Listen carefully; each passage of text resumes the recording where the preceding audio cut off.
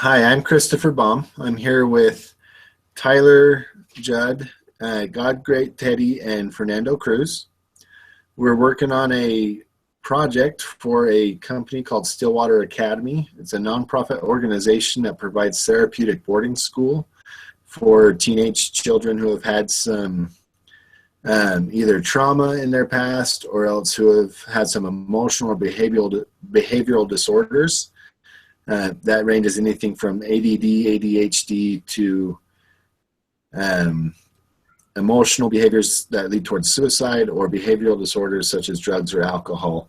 Anything that pretty much they can help the teenagers overcome so that way they can be a better member in society and that they'll be able to function better as an adult. A little bit about the schools. It started about 30 years ago. Lee Caldwell is the owner, and he started it. He's been with the company that entire time.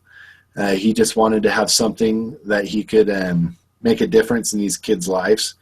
They have a lot of therapy. It's not an overnight school. These kids come first thing in the morning. They're there all day, and then they leave that evening. So they're there from about 7 a.m. to about 7:30 p.m. They're doing anything and everything therapeutic. That ranges from working with animals to working with teachers for school, because they actually go to school there as well.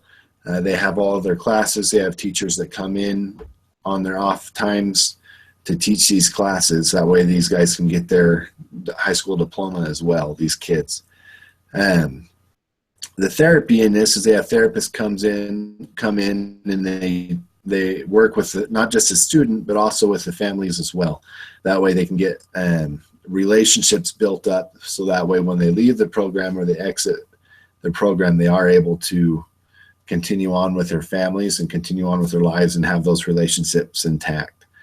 As far as what our project is one of the things that they want to teach these students is how to be self-reliant. They want to teach them how to kind of work with their paying bills. They want to teach them how to hold a job. They want to teach them a lot of these personal aspects that will help them be self-reliant in the future, including teaching them how to cook and clean. And right now, the facility that they have to teach in this portion of it, the cooking and cleaning, is not the best. Their kitchen is kind of small, especially for the number of students they have.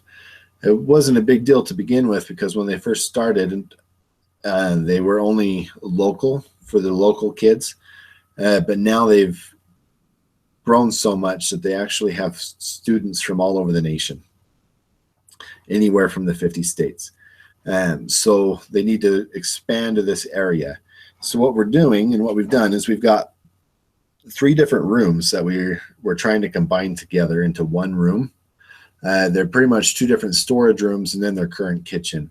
We want to blow out those couple of walls and remodel that area, so that way we can put in an up-to-date kitchen with new appliances, new cabinets, and just have everything up to date so that those students can all be in there.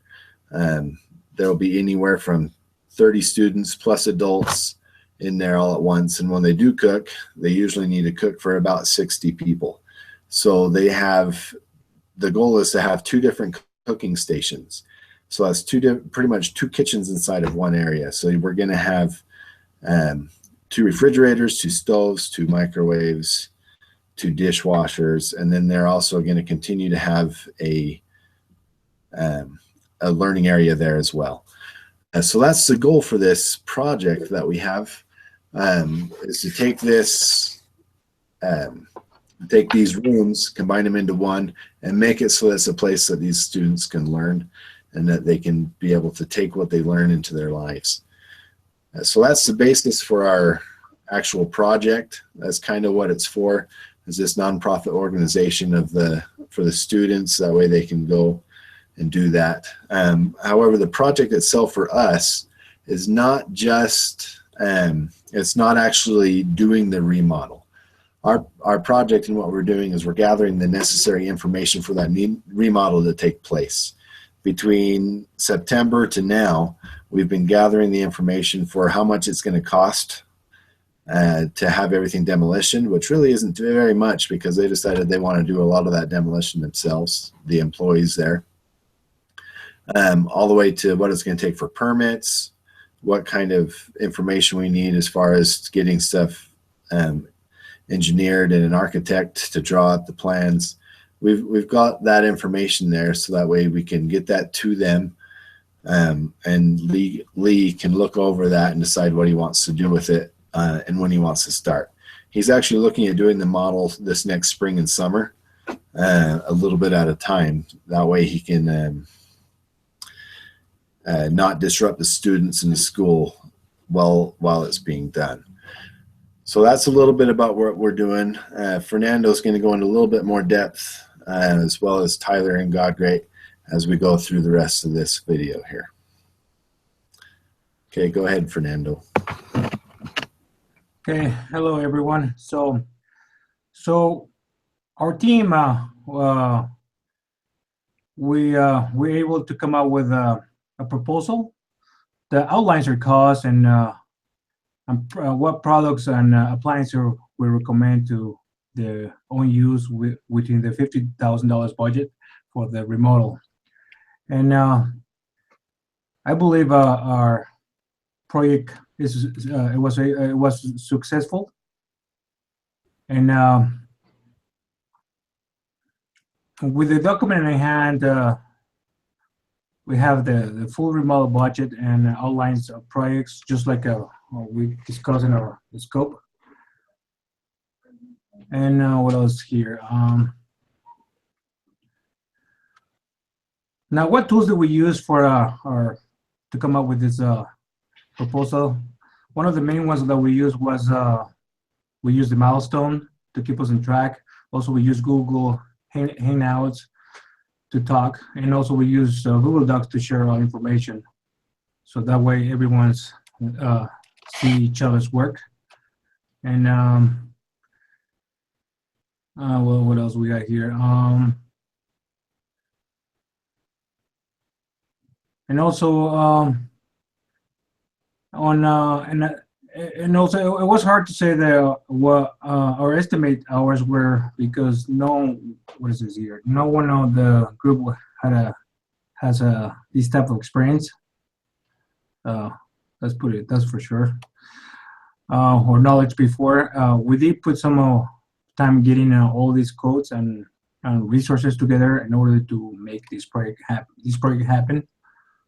Now, when I say what things went right and what things went wrong, well, what went right was it was easy to use. It was easy to use existing vendors to help within the price and use their knowledge to design for the pricing. And what went wrong was we didn't have a scheduled meetings, and sometimes our communication was not our best. So that's pretty much it on my side. Now I'm just gonna pass this to Taylor. So.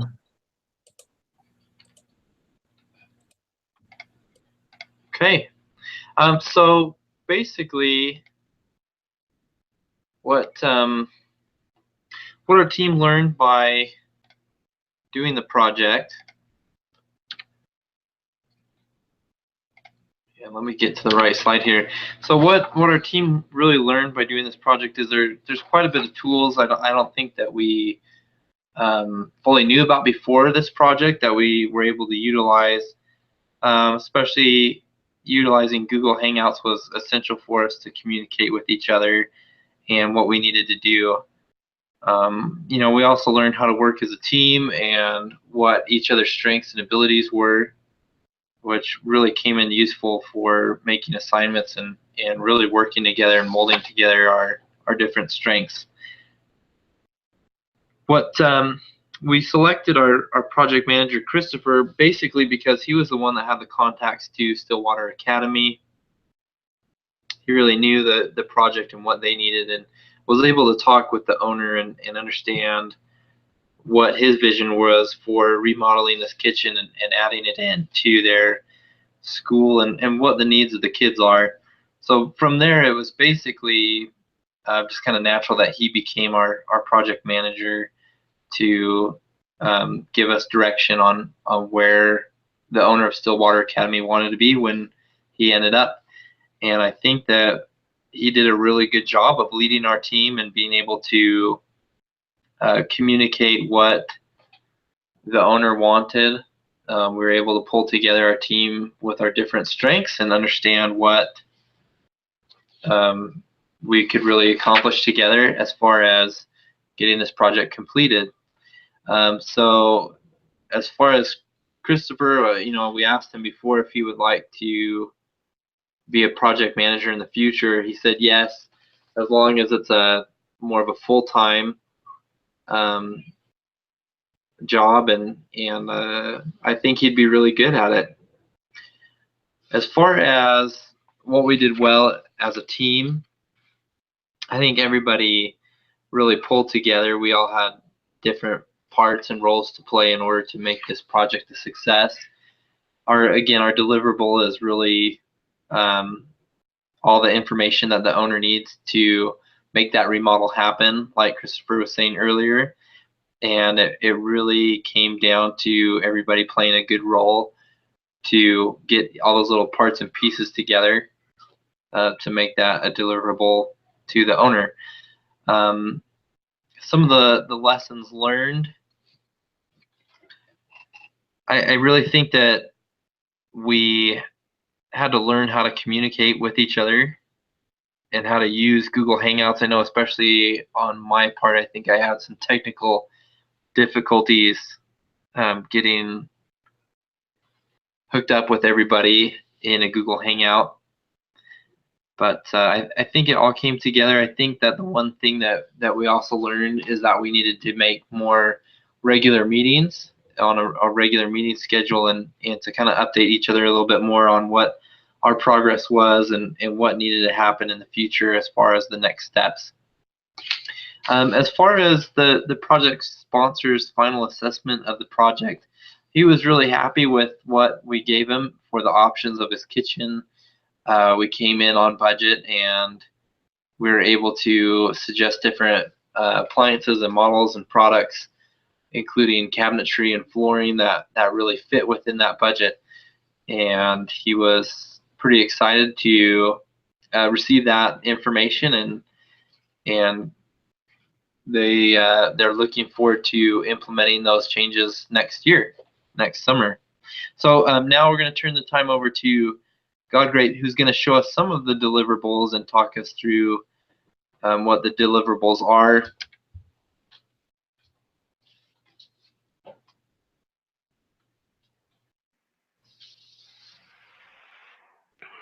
Hi everyone.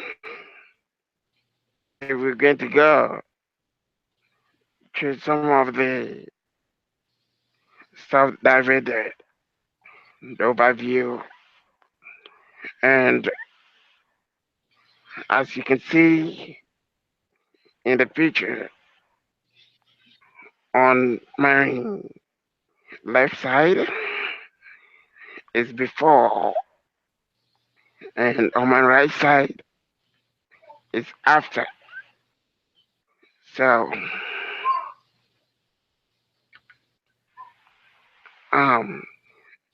and this is the before pictures. As you can tell, the place is so crowded. Um, this is a continuation of the before, and this is what finished project look like, and this is the measurement of the room. This is the description code for the cabinets and installation.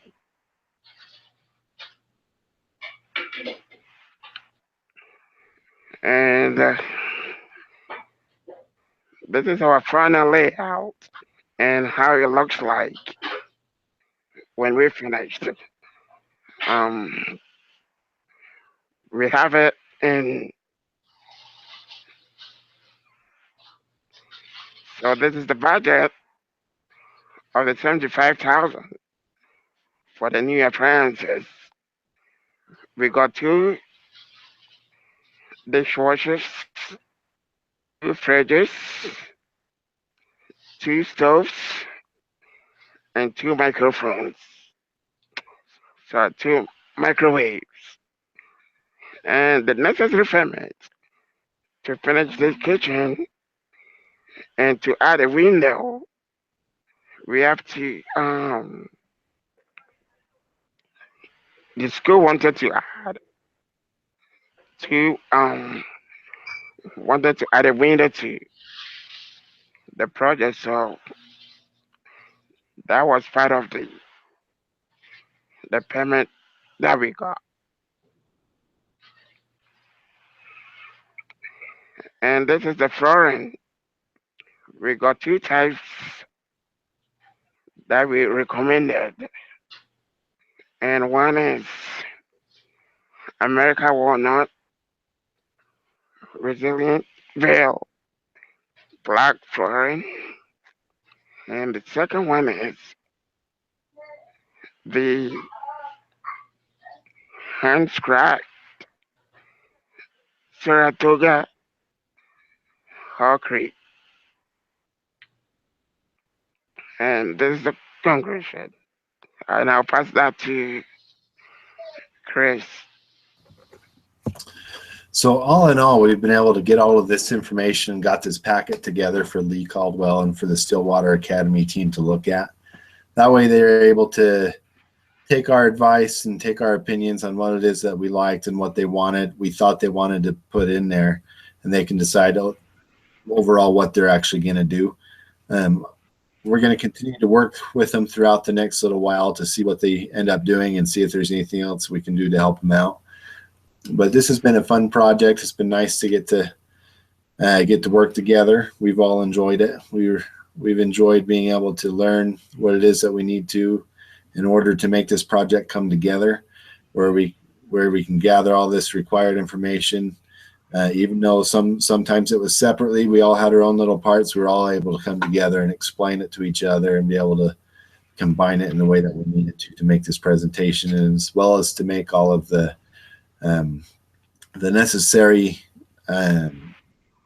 recommendations for the Stillwater Academy, so that way those students are able to have this new and updated kitchen and new and updated area for them for their school.